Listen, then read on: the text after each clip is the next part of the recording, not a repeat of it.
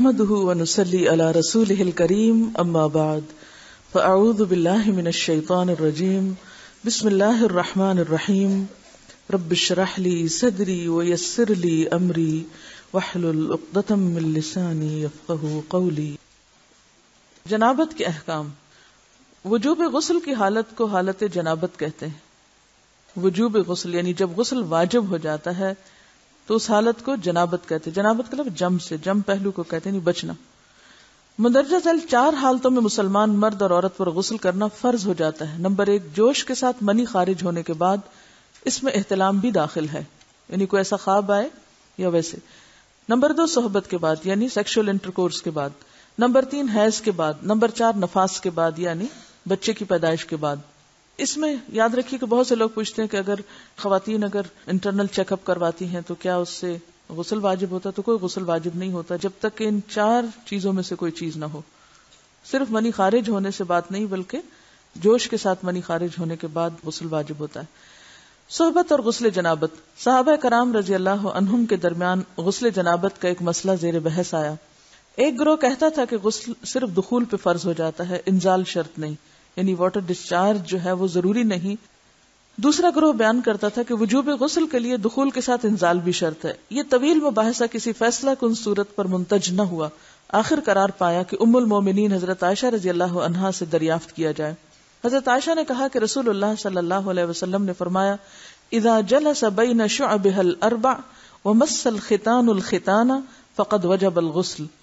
جب مرد عورت کی 4 شاخوں کے درمیان بیٹھ جائے اور اس کا محل ختنہ عورت کے محل ختنہ کے ساتھ مس کرے تو غسل واجب ہو جاتا ہے. تو مسئلہ یہ ثابت ہوا کہ صرف دخول پر ہی مرد اور عورت جنبی ہو جاتے ہیں اور ان پہ غسل واجب ہو جاتا ہے، انزال یعنی منی کا نکلنا شرط نہیں. رسول اللہ صلی اللہ علیہ وسلم نے فرمایا، جب تم عورت کی 4 شاخوں کے درمیان بیٹھ کر صحبت کرو تو تم پر غسل واجب ہو گیا اگرچہ منی نہ نکلے. عورت کو بھی احتلام ہوتا ہے. ام المومنین حضرت سلمہ رضی اللہ عنہا روایت کرتی ہیں کہ حضرت ام سلیم نے رسول اللہ صلی اللہ علیہ وسلم سے کہا، اے اللہ کے رسول، یقیناً اللہ حق سے نہیں شرماتا. یعنی حق بات اور ایک ضروری بات جو ہے اس کو واضح کرنا ضروری ہوتا ہے، اور اس معاملے میں شرم سے کام نہیں لینا چاہیے، کہیں ایسا نہ ہو کہ انسان انجانے میں غلط کام کرتا رہے. تو یہ کہہ کر انہوں نے مسئلہ پوچھا، کیا عورت پر غسل ہے جبکہ اس کو احتلام ہو؟ آپ نے فرمایا ہاں، لیکن جب پانی کا نشان دیکھے یعنی منی دیکھے. اس پر حضرت ام سلمہ نے شرم سے منہ چھپا لیا اور عرض کیا، اے اللہ کے رسول، کیا عورت کو بھی احتلام ہوتا ہے؟ آپ نے فرمایا ہاں ہوتا ہے، تیرا داہنا ہاتھ خاک آلود ہو. یعنی یہ ایک پیار کی ڈانٹ تھی، اور اس میں ہو سکتا ہے کہ مزاج کا فرق ہو، بعض خواتین کے ساتھ ایسا نہ ہو اور بعض کے ساتھ ایسا ہو، لیکن اس میں جو اصل چیز ہے وہ ایکسیسو واٹر ڈسچارج ہے. اس میں کہیں ایسا نہ ہو کہ لیکوریا وغیرہ کے ساتھ اس کو ریلیٹ کر دیا جائے. دونوں چیزوں میں فرق ہے. اور احتلام جو ہے وہ سوتے وقت ہوتا ہے، یعنی سو کر اٹھنے پر اگر انسان اپنے کپڑوں پر زیادہ ڈسچارج دیکھے، خواہ کوئی خواب یا کوئی فیلنگ یاد نہ بھی ہو، تو پھر غسل کرنا ضروری. معلوم ہوا کہ عورت یا مرد نیند سے اٹھ کر اگر تری یعنی نشان منی دیکھیں تو یہ احتلام کی علامت ہے، لہٰذا ان پر غسل کرنا فرض ہو جاتا ہے. اور اگر احتلام کی کیفیت انہیں یاد ہو لیکن نشان نہ پائیں، یعنی خواب یاد ہے لیکن کوئی سامنے علامت نہیں، تو غسل فرض نہیں ہوگا. ایسی صورت میں شک کی ضرورت نہیں ہے کہ نہیں میں نے خواب دیکھا اور مجھے خواب بالکل صحیح یاد ہے تو مجھے نہانا چاہیے. نہیں، محض خواب پر نہیں نہایا جائے گا جب تک کہ فزیکلی کوئی ایسی چیز سامنے دیکھی نہ جائے. جنبی کے بالوں کا مسئلہ. حضرت ام سلمہ روایت کرتی ہیں کہ میں نے کہا، اے اللہ کے رسول صلی اللہ علیہ وسلم، میں اپنے سر کے بال خوب مضبوط گوندتی ہوں، کیا میں انہیں غسل جنابت کے وقت کھولا کروں؟ آپ نے فرمایا، ان کا کھولنا ضروری نہیں، تیرے لیے یہی کافی ہے کہ 3 لپ پانی اپنے سر پر ڈالے، پھر اپنے سارے بدن پر پانی بہائے، پس تو پاک ہو جائے گی. یعنی بالوں کی جڑیں بھیگنا، سکن بھیگنا ضروری ہے، سارے بال کھولنا ضروری نہیں ہے. جنبی کے بالوں کا مسئلہ. حضرت عائشہ کو خبر ملی کہ حضرت عبداللہ ابن عمرو عورتوں کو غسل جنابت کے لیے بال کھولنے کا حکم دیتے ہیں. فرمانے لگی، ابن عمرو پر تعجب ہے، انہوں نے عورتوں کو تکلیف میں ڈال دیا، وہ انہیں سر منڈوانے کا حکم کیوں نہیں دے دیتے؟ یہ حضرت عائشہ کی ڈانٹ تھی. یعنی وہ یہ تو کہنے کہ عورتیں بال کھول کھول کے نہائیں تو وہ پھر سیدھا یہی کہیں کہ عورتیں بال منڈوا لیں. میں اور رسول اللہ صلی اللہ علیہ وسلم ایک ہی برتن میں غسل کرتے اور میں اپنے بال کھولے بغیر سر پر 3 چلو سے زیادہ پانی نہیں ڈالتی تھی. معلوم ہوا کہ غسل جنابت کے لیے بال کھولنے کی ضرورت نہیں، مگر یہ حکم صرف غسل جنابت کا ہے. غسل حیض کے لیے بالوں کا کھولنا ضروری ہے کیونکہ وہ مہینے میں ایک دفعہ ہے. حضرت عائشہ سے روایت ہے کہ انہیں رسول اللہ صلی اللہ علیہ وسلم نے غسل حیض کے لیے فرمایا اپنے بال کھولو اور غسل کرو. اس میں آپ دیکھیے کہ دونوں چیزوں میں فرق کیوں ہے. دونوں کی نوعیت فرق ہے. اور حیض جو ہے وہ ایک نجاست کی کیفیت بھی ہے نا، قل ہوا اذی. تو اس کے بعد نہانا اور نہا کر خوشبو لگانا خاص طور پر اس کا سارا حکم آتا ہے. لیکن غسل جنابت میں نجاست کی وہ کیفیت نہیں ہے. یعنی حیض کا خون اور منی جو ہے ان دونوں کے حکم میں بھی فرق ہے. ٹھیک ہے نا. بعض علماء کے خیال میں جو منی ہے اٹ سیلف وہ ناپاک چیز نہیں ہے. اگر کسی کپڑے وغیرہ کو لگ گئی تو وہ کپڑا ناپاک نہیں. اگر اس کو خشک ہونے پر کھرچ کے صاف کر دیا جائے تو کپڑا صاف ہو جائے گا. لیکن خون حیض پر آپ صلی اللہ علیہ وسلم کیا فرمایا؟ چٹکیوں سے مل مل کے اس کو صاف کر کے دھوئے. تو ان دونوں میں بھی فرق ہے. لہٰذا ان دونوں کے بعد نہانے کے حکم میں بھی فرق ہے. ایک میں بال کھولے جائیں گے اور بال بھی دھوئے جائیں گے اور بالوں کی جڑیں بھی دھوئی جائیں گی، جبکہ دوسرے عام غسل جنابت میں بال کھولنا اور پورے بال دھونا شرط نہیں. بہت سی بچیاں ایسی جن کی شادی ہوتی ہے اور اس کے بعد انہیں ان مسائل کا پتہ نہیں ہوتا، یا تو وہ شرم کے بارے نہاتی نہیں، یا نہاتی ہیں تو پھر وہ پورے بال دھو دھو کے سکھانے میں اور ان چیزوں میں اتنا وقت ضائع کر دیتی ہیں کہ پھر بعضوں کا شوہر کی نافرمانی اور آپس کے تعلقات میں ٹینشن، لوگوں کا خوف. تو اگر دین کا صحیح مسئلہ پتا ہو تو انسان ان تمام مشقتوں سے بچ جاتا ہے اور ایک نارمل روٹین کی لائف گزار سکتا ہے. اس میں کیا صرف 3 کپ پانی، 3 لپ پانی، یعنی 3 دفعہ کیونکہ اگر ایک دفعہ ڈالنے سے پوری طرح نہیں بھیگا تو آپ یہ بھی کر سکتے ٹیپ کے آگے سر کر کے تو ساری اسکن جو ہے سر کی اس کو آپ گیلا کر لیں. پیچھے سے بال جو ہیں اگر لمبے ہیں تو ان کو ایک طرف کر دیں تاکہ پورے بال نہ دھونے پڑے، نہ سکھانے پڑے اور نہ خشک کرنے پڑے، اور باقی جسم پہ پانی بہا لیں. دوسری صورت یہ ہے کہ مگ میں پانی لے کے تو اس کو آپ تھوڑا تھوڑا کر کے پورے کو ایک دفعہ کریں، پھر اس کے بعد دوبارہ کریں اور تیسری دفعہ رول کر کے بالوں کو پیچھے سے شاور کیپ ڈال لیں اور باقی جسم پھر دھو لیں.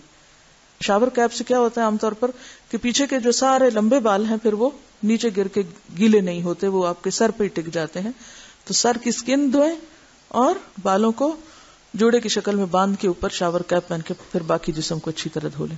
تو اس میں آپ دیکھیں کہ جب بالکل سر کے سکن کا حصہ ہی تر ہوگا، اور یہ 3 دفعہ کرنا ہوگا، ایک دفعہ سے نہیں کام چلے گا، 3 دفعہ کرنا تاکہ کوئی بھی بال برابر جگہ سکن کی خشک نہ رہ جائے. تو اس سے کیا ہوگا کہ جتنا کم بال گیلے ہوں گے اتنے کم دیر میں ان کو خشک بھی کیا جا سکتا ہے اور کسی بھی مشقت کے بغیر انسان نماز پڑھ سکتا ہے. جنبی سے میل جول اور مسافہ جائز ہے. حضرت ابو ہریرہ روایت کرتے ہیں کہ ایک دن بحالت جنابت میں نے رسول اللہ صلی اللہ علیہ وسلم سے ملاقات کی. آپ نے میرا ہاتھ پکڑا اور میں آپ کے ساتھ ہو لیا. آپ ایک جگہ بیٹھ گئے اور میں چپکے سے نکل گیا. گھر جا کر غسل کیا، پھر واپس آیا. آپ ابھی بیٹھے ہوئے تھے. آپ نے پوچھا اے ابو ہریرہ تو کہاں گیا تھا؟ میں نے سارا حال کہہ سنایا تو آپ نے فرمایا سبحان اللہ، تحقیق مومن ناپاک نہیں ہوتا. نبی صلی اللہ علیہ وسلم کا یہ فرمان کہ مومن ناپاک نہیں ہوتا، اس کا مطلب یہ ہے کہ مومن حقیقتاً نجس اور پلید نہیں ہوتا. جنابت حکمی نجاست ہے، حسی نہیں. یعنی نجاست کے حکم میں ہے لیکن بظاہر وہ کوئی ناپاک ہونے والی بات نہیں. یعنی شریعت نے مصلحت کی بنا پر ایک حالت میں حکماً اس پر غسل واجب کیا ہے. بس جنبی کے ساتھ ملنا جلنا، اٹھنا بیٹھنا، اختلاط ارتباط، کھانا پینا سب جائز ہے. یہاں یہ بات یاد رہے کہ بعض اوقات ایسا بھی ہوتا ہے کہ انسان حالت جنابت میں ہوتا ہے تو ہمارے ہاں تو اس میں اتنے زیادہ بچیوں کو ڈرایا جاتا ہے کہ ایک قدم بھی اٹھایا تو معلوم نہیں کیا قیامت آ جائے گی اور تم کمرے سے نکل ہی نہیں سکتے جب تک کہ پاک نہ ہو. تو بعض اوقات حالات کا تقاضا ایسا ہوتا ہے کہ جس میں انسان کو کچھ ضروری کام نپٹانے پڑتے ہیں. بعض اوقات جیسے بچوں کو اسکول چھوڑنا ہے یا ان کو ناشتہ بنا کے دینا ہے یا کچھ، تو پھر 2 ایکسٹریم پہ لوگ چلے جاتے ہیں. یا تو پرواہ نہیں کرتے پاک ناپاک ہونے کی، یا یہ ہے کہ وہ اس چیز کو اتنا ایشو بنا لیتے ہیں کہ باقی سارے کام ان کے متاثر ہو کے رہ جاتے ہیں. تو اس چیز کو اپنی حدود میں رکھ کے لائٹلی لینا چاہیے. جو فریضہ ادا کرنا وہ کر لے اور باقی چیزیں جو ہیں ان کو ایشو نہ بنایا جائے. یعنی اگر کسی وقت مجبوراً تھوڑی دیر کے لیے گھر سے بھی نکلنا پڑ جائے، جیسے حضرت ابو ہریرہ باہر نکلے ہوئے تھے، تو اس میں بھی حرج نہیں ہے. اس کا یہ مطلب نہیں کہ آپ ٹال مٹول کر کے تو دن بھر کی نمازیں گنوائیں. یہ صرف رخصت کی بات ہے یا کیا کر سکتے ہیں آپ، اس کی بات ہے. اس کا یہ مطلب نہیں کہ یہ ایک عادت یا ایک روٹین بنا لی جائے ناپاک رہنے کی. بعض لوگ کچھ کھاتے نہیں پیتے نہیں کہ ہم ناپاک ہیں. کھانا پینا بات چیت لین دین، یعنی اگر کسی کا ہاتھ دوسرے پاک بندے سے چھو گیا تو وہ کوئی ناپاک نہیں ہو جائے گا. یا کسی کپڑے کو ہاتھ لگ گیا یا کسی چیز کو یا کسی کھانے کو، تو وہ کھانا ناپاک نہیں ہوگا، کیونکہ یہ حصی نجاست نہیں ہے، آپ کے ہاتھ میں کوئی گندگی نہیں ہے. اگر اس حالت میں کبھی آٹا گوندنا پڑ جائے یا کوئی پیڑا یا روٹی بنانی پڑ جائے، اور دیکھیے کہ بعض اوقات بچے چھوٹے ہیں رو رہے ہیں، ان کو کھانا چاہیے اور آپ نے روتے رہیں جو روتے ہیں میں تو ناپاک ہوں اس لیے میں تو کوئی کام نہیں کر رہی، تو یہ ایک دوسری ایکسٹریم ہوگی. ایسا کرنا درست نہیں. اگر ضرورت کے تحت تھوڑی دیر، گھنٹہ 2 گھنٹہ کسی وجہ سے ڈیلے کرنا پڑے، بعض اوقات ایسا ہوتا پانی نہیں ہوتا، تو ایسی صورت میں کیا کریں گے؟ ایسی صورت میں آپ ویٹ کریں گے. بعض سپلائی کا پانی 1 گھنٹے تک آ رہا ہے، تو اب آپ کوئی کام کاج نہ کریں، اندر مرغی بن کے بیٹھ جائیں کہ میں ناپاک ہوں میں ناپاک ہوں. نہیں، سب کام کریں اپنے، اور جب پانی آ جائے تو نہا لیں. ایسا کرنے میں کوئی گناہ نہیں، کوئی جرم نہیں، کوئی غلطی نہیں. رسول اللہ صلی اللہ علیہ وسلم نے ایک انصاری کو بلایا. جب وہ آیا تو اس کے سر کے بالوں سے پانی ٹپک رہا تھا. آپ نے پوچھا شاید تم جلدی میں نہائے ہو. اس نے کہا ہاں اے اللہ کے رسول. آپ نے فرمایا حالت جنابت میں اگر کسی سے فوری ملنا ہو اور نہانے میں دیر لگے تو وضو کرنا ہی کافی. حضرت عمر نے آپ سے پوچھا میں رات کو جنبی ہوتا ہوں تو کیا کروں؟ آپ نے فرمایا کہ تم اپنے ذکر کو دھو ڈالو اور وضو کرو اور سو جاؤ. رسول اللہ صلی اللہ علیہ وسلم جب حالت جنابت میں کھانا یا سونا چاہتے تو نماز کے وضو کی طرح وضو کر لیتے. نبی صلی اللہ علیہ وسلم نے فرمایا جو کوئی اپنی بیوی سے صحبت کرے اور پھر دوبارہ کرنا چاہے تو اسے چاہیے کہ دونوں کے درمیان وضو کرے. آپ نے غور کیا ہوگا کہ طہارت کے مسائل بہت تفصیل کے ساتھ اور اپنے اندر بہت ڈیٹیلز رکھتے ہیں، اور بہت سے موضوعات ایسے ہیں کہ جو انسان کی ظاہری زندگی نہیں بلکہ اس کی نجی اور ذاتی زندگی سے متعلق بھی ہیں. لیکن اس طرح پبلکلی ان کو پڑھانا اور ان کو سکھانا یہ بھی ایک ضرورت ہے، کیونکہ آپ صلی اللہ علیہ وسلم نے انصار کی خواتین کی تعریف کی کہ انصار کی خواتین کتنی اچھی ہیں جنہیں حیا دین کا علم حاصل کرنے سے نہیں روکتا. تو سوال یہ پیدا ہوتا ہے کہ آخر اتنی تفصیلات کیوں؟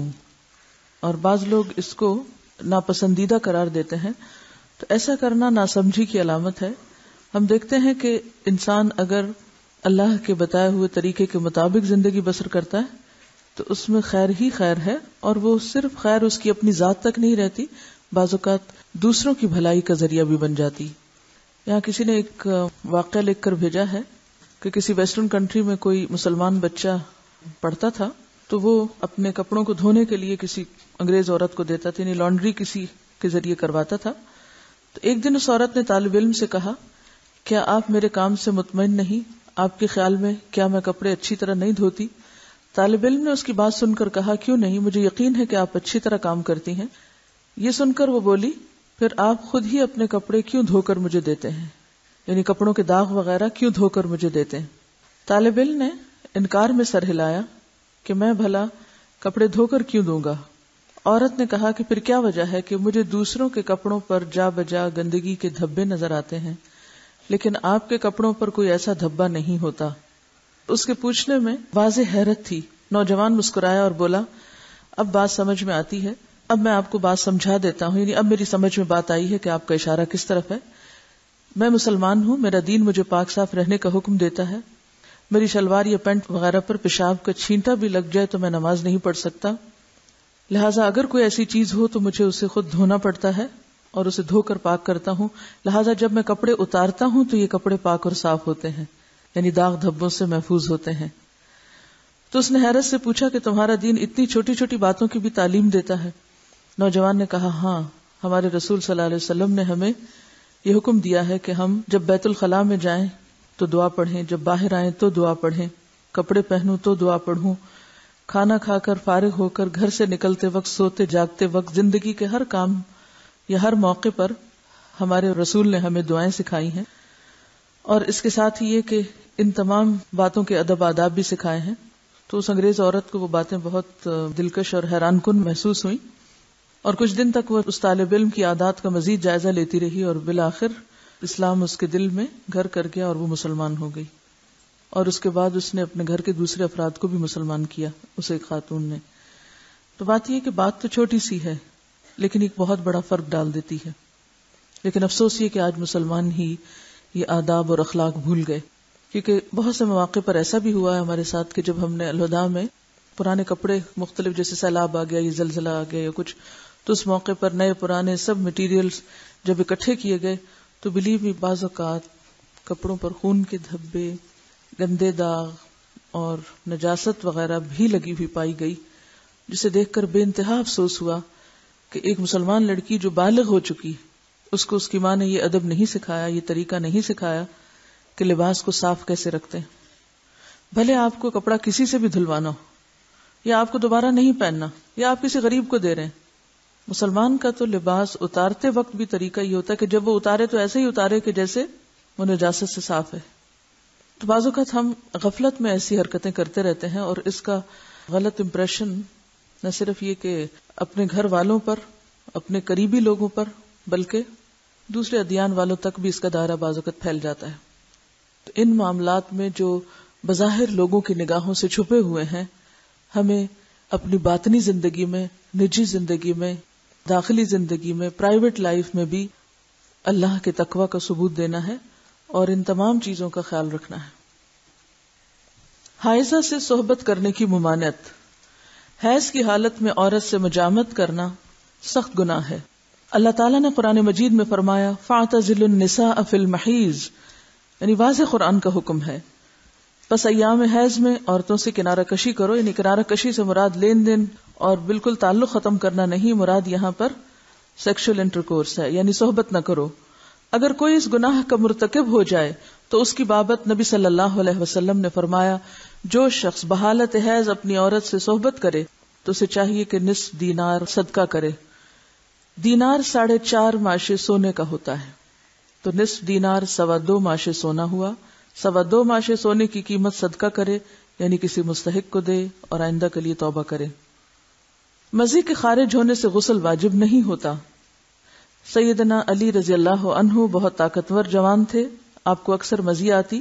آپ کو مسئلہ معلوم نہ تھا کہ مزی کے خارج ہونے پر غسل واجب ہوتا ہے یا نہیں. چونکہ رسول اللہ صلی اللہ علیہ وسلم کے داماد تھے، اس لیے بالمشافہ دریافت کرتے حجاب آیا، یعنی آپ کو شرم محسوس ہوئی. تو اپنے دوست مقداد سے کہا کہ وہ مسئلہ دریافت کریں. حضرت مقداد نے نبی صلی اللہ علیہ وسلم سے پوچھا. آپ نے فرمایا مزی کے خارج ہونے پر غسل واجب نہیں ہوتا، صرف وضو کرنا چاہیے. نبی صلی اللہ علیہ وسلم نے فرمایا اگر مزی خارج ہو تو آلہ تناسل کو دھو لو اور وضو کر لو. نیز فرمایا اور کپڑے پر جہاں مزی لگی ہو ایک چلو پانی لے کر چھڑک لینا کافی ہے. اب اس میں یہ جو مختلف ٹرمز استعمال ہو رہی ہیں ان میں فرق کیا ہے، یعنی مزی اور منی کا فرق کیا ہے. مزی اس چپکتے ہوئے لیسدار پانی کو کہتے ہیں جو شہوت کے وقت ذکر کے سرے پر نمودار ہوتا ہے، یعنی کہ جو اچھل کر نہیں نکلتا بلکہ ویسے ہی ویٹنس ہوتی. اور منی عضو مخصوص سے لذت اور جوش کے ساتھ ٹپک کر خارج ہونے والا سفید مادہ ہوتا ہے جس سے انسان پیدا ہوتا ہے. اس کے خروج سے آدمی پر غسل فرض ہو جاتا ہے. ودی وہ گاڑھا سفید پانی جو پیشاب سے قبل یا بعد خارج ہوتا ہے، اس کے نکلنے پر غسل کرنا ضروری نہیں. یا اسی طرح لکوریا بھی اس میں آ جاتا ہے. جن عورتوں کو سفید رطوبت یعنی لکوریا کی شکایت ہوتی ہے اس سے بھی غسل لازم نہیں ہوتا، حسب معمول نمازیں ادا کرنی چاہیے. لکوریا کا جو سیکریشن ہے اگر وہ کپڑے پر لگ جائے تو اسی طرح چلو بھر پانی سے اس کو صاف کر لینا چاہیے. حائضہ کو چھونا اور اس کے ساتھ کھانا جائز ہے. حضرت انس رضی اللہ عنہ روایت کرتے ہیں کہ جب عورت حیض سے ہوتی تو یہودی اس کے ساتھ کھاتے پیتے نہیں تھے، تو رسول اللہ صلی اللہ علیہ وسلم نے فرمایا حائضہ سے ہر کام کرو سوائے جماع کے، یعنی حائضہ سے کھانا پینا، اٹھنا بیٹھنا، ملنا جلنا، اسے چھونا، بوس و کنار وغیرہ سب جائز ہے سوائے مجامت کے. حضرت عائشہ روایت کرتی ہیں کہ رسول اللہ صلی اللہ علیہ وسلم مجھے حالت حیض میں ازار باندھنے کا حکم دیتے سو میں ازار باندھتی. آپ مجھے گلے لگاتے اور میں حیض والی ہوتی. حضرت عائشہ سے روایت ہے کہ نبی صلی اللہ علیہ وسلم نے مسجد میں اپنی اعتکاف گاہ سے مجھے بوریا پکڑانے کا حکم دیا. رگ، بوریا کیا ہوتا ہے؟ رگ یعنی کپڑے کا پیس، یہ جے نماز جیسے ہوتی. میں نے کہا میں حائضہ ہوں. آپ نے فرمایا تیرا حیض تیرے ہاتھ میں نہیں ہے. اور اس حدیث سے لاعلمی کی بنا پر آج تک لوگ تسبیح کو ہاتھ نہیں لگانا، جے نماز کو ہاتھ نہیں لگانا، جے نماز پہ بیٹھنا نہیں، اور اگر حالت حیض میں کوئی کپڑے پہنے تو دوبارہ نہیں پہن کے نماز ان میں پڑھنی، یا یہ کہ بستر کی چادریں وغیرہ دھونا ہے، یا اور بہت سے تردد کیے جاتے ہیں، تو یہ سب خود ساختہ باتیں ہیں، ان کی کچھ حقیقت نہیں۔ حضرت عائشہ سے روایت ہے کہ نبی صلی اللہ علیہ وسلم میری گود کو تکیہ بنا کر قرآن حکیم کی تلاوت کرتے تھے حالانکہ میں حائضہ ہوتی۔ اب یہاں بھی آپ دیکھیے بہت سی خواتین پوچھتی ہیں کہ کیا ہم اس حالت میں قرآن کی مجلس میں شریک ہو سکتے ہیں یا نہیں، وہاں بیٹھ سکتے ہیں یا نہیں؟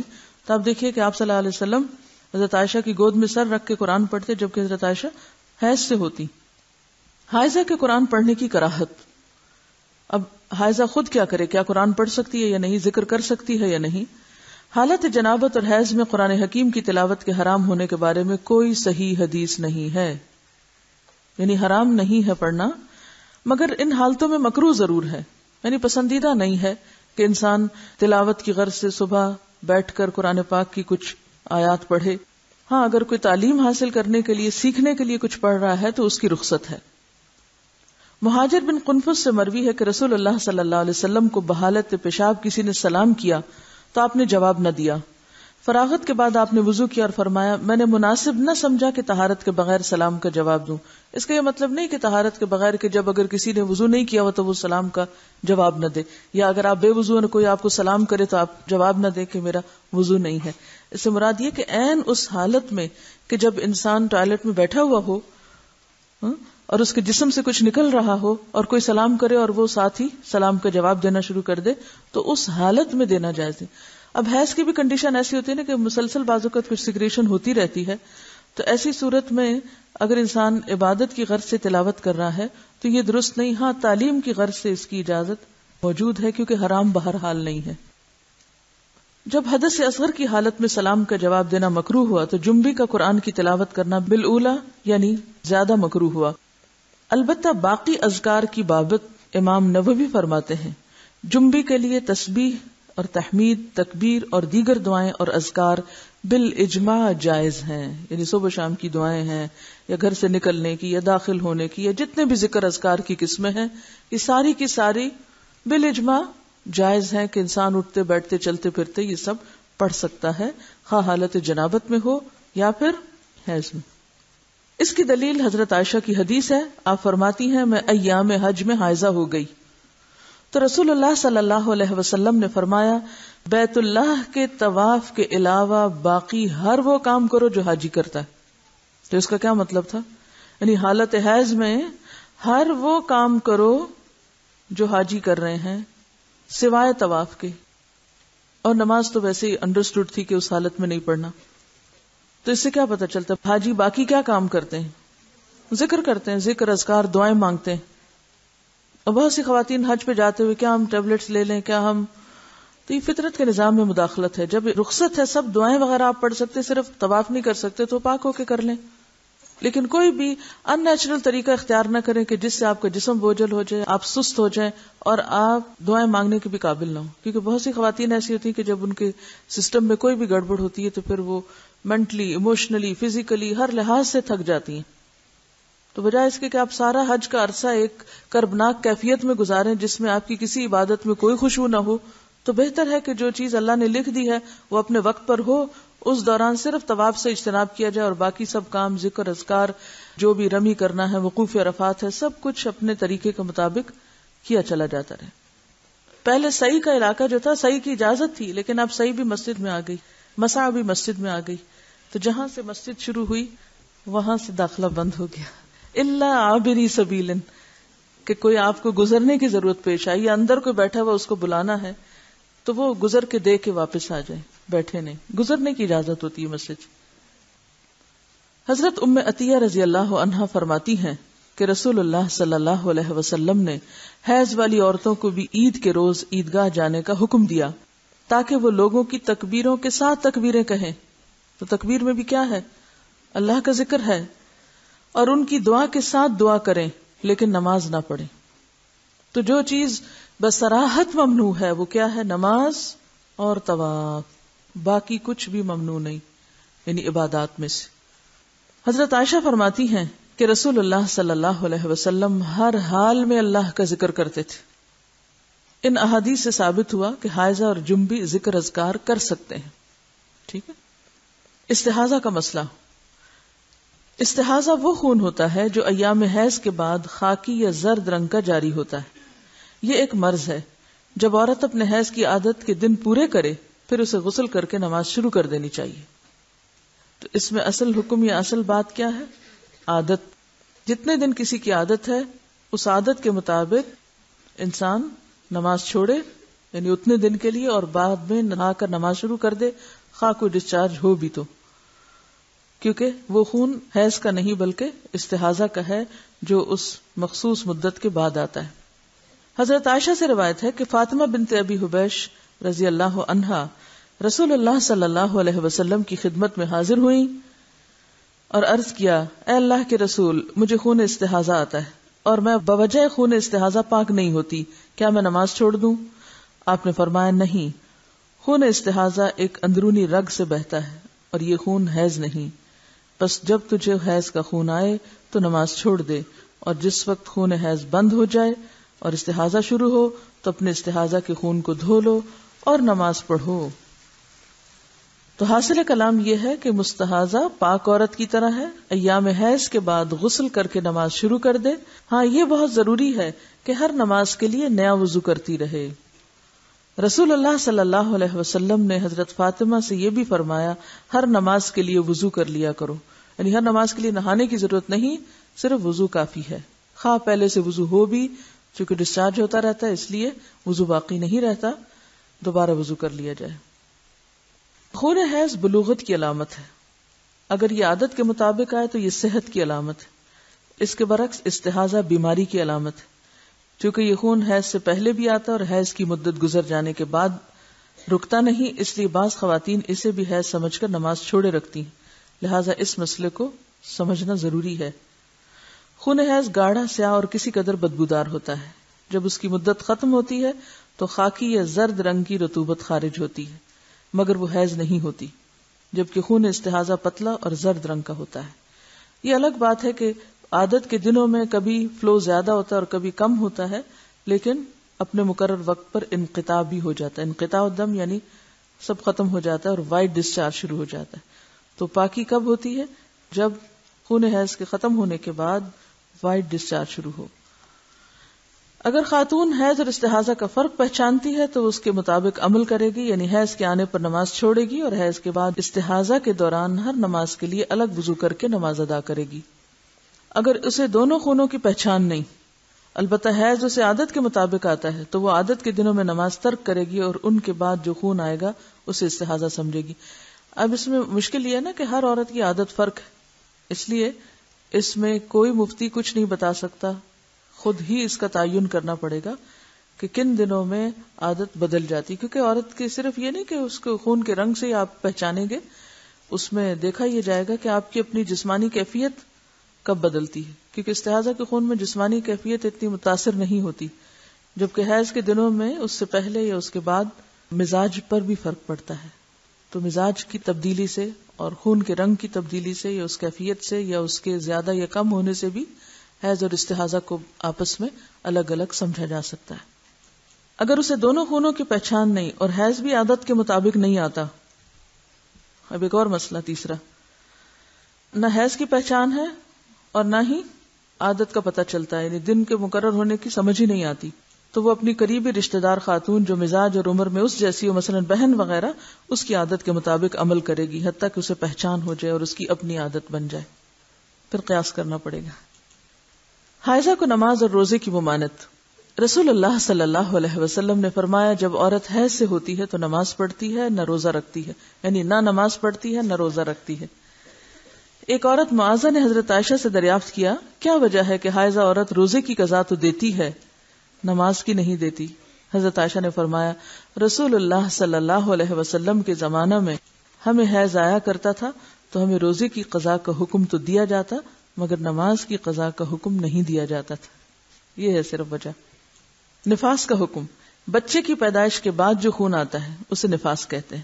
حضرت ام سلمہ فرماتی ہیں کہ نفاس والی عورتیں رسول اللہ صلی اللہ علیہ وسلم کے زمانے میں 40 دن بیٹھا کرتی تھی، یعنی نماز نہیں پڑھتی تھی. اکثر صحابہ اور تابعین کے نزدیک نفاس کے خون کی زیادہ سے زیادہ مدت 40 دن ہے. اگر 40 روز کے بعد بھی خون جاری رہے تو اکثر اہل علم کے نزدیک وہ خون استحاضہ ہے جس میں عورت ہر نماز کے لیے وضو کرتی ہے. نفاس کی کم از کم مدت کی کوئی حد نہیں. اچھا یہ بھی یاد رہے کہ بعض خواتین کو نفاس کا عرصہ ختم ہوتے ہی پھر پیریڈ شروع ہو جاتے ہیں، تو ایسی صورت میں اگر دن اوپر چلے جائیں اور پیریڈز کی واضح علامات ہر ایک کو اپنی عادت پتہ ہوتی ہے تو اس کے مطابق پھر وہ چھوڑ سکتی ہے. حضرت انس فرماتے ہیں نفاس کی مدت 40 دن ہے الا یہ کہ خون پہلے ہی بند ہو جائے، کیونکہ بعض لوگوں کو بچے کی ولادت کے بعد کسی قسم کا کوئی خون نہیں آتا تو وہ پہلے دن سے ہی نماز پڑھیں گی. کچھ لوگوں کو 3 دن تک، کچھ کو 7 دن، کچھ 10 دن، کچھ 1 مہینہ، کچھ پورے 40 دن، کبھی زیادہ کبھی کم. تو پھر ان معاملات میں دیکھا کیا جائے گا؟ کوئی کتاب یا اپنا آپ؟ ہر ایک کو اپنی عادت خود دیکھنی پڑے گی. ٹھیک. حضرت انس فرماتے ہیں نفاس کی مدت 40 دن ہے الا یہ کہ خون پہلے ہی بند ہو جائے. امام شافعی فرماتے ہیں اگر عورت کو ولادت کے بعد خون آتا ہی نہیں تو اس پر ضروری ہے کہ وہ غسل کرے اور نماز پڑھے. نفاس اور حیض کے خون کا حکم ایک جیسا ہے، یعنی ان حالات میں نماز، روزہ اور جماع منع ہے. رسول اللہ صلی اللہ علیہ وسلم ایام نفاس کی نمازوں کی قضاء کا حکم نہیں دیتے تھے. ٹھیک ہے. آپ نے یہ سنا ہوگا نا کہ خون حیض کی اقصی مدت یعنی زیادہ سے زیادہ مدت 10 دن ہے. تو یہ قیاس ہے، یعنی ایک اندازہ کیا گیا. آپ دیکھیے کہ فقہا کس طرح اجتہاد کیا کرتے تھے. جب یہ مسئلہ سامنے آیا تو مختلف عورتوں کی عادت معلوم کرائے گی. کم سے کم کتنا ہوتا ہے، زیادہ سے زیادہ کتنا ہوتا ہے. پتہ چلا کہ کم سے کم اتنا اور زیادہ سے زیادہ اتنا، تو لہٰذا یہ 10 دن وہاں سے چلے.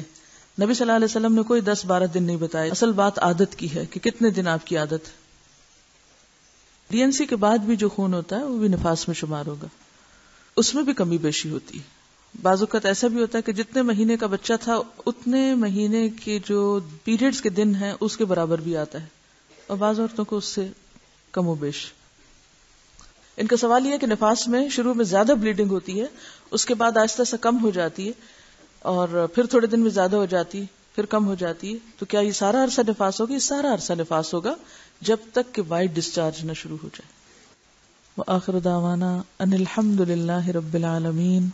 سبحانک اللہم وبحمدک نشہد ان لا الہ الا انت نستغفرک ونتوب الیک.